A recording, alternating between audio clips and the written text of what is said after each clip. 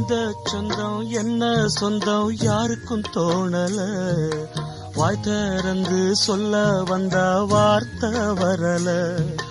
வானவில்ல சின்ன புள்ள வளைக்க பாக்குது. ஆகாயத்தில் ஊஞ்சல் கட்ட ஆசைப்படுது. சீரகொன்னு முளைக்கும் முன்னே பறக்குது பட்டாம்பூச்சி. காமதேவன் ராஜாங்கத்தில் இது ஒரு கண்ணாமூச்சி.